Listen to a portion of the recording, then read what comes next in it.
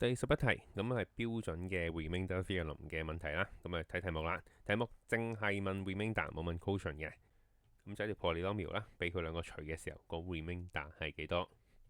咁逢親見到呢啲淨係得 remainder 嘅，咁就用 remainder theorem 啦。咁所以同樣地三步，第一步我哋要 let 咗 f(x) 先。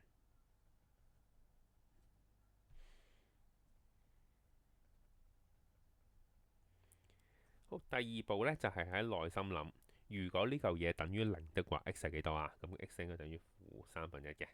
咁第三步呢，就直接寫啦，個 remainder 係幾多？呢個 f，然之後頭先個數字，再將頭先個數字呢，咁代翻落個 x 位度啦。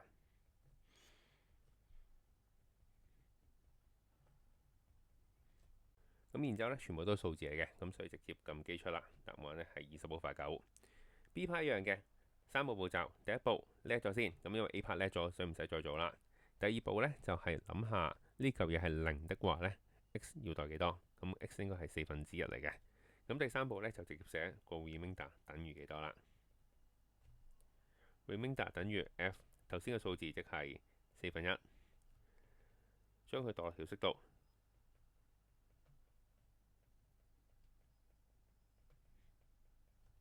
咁最後全部都數字嚟嘅，所以直接撳機咧就係3/64啦。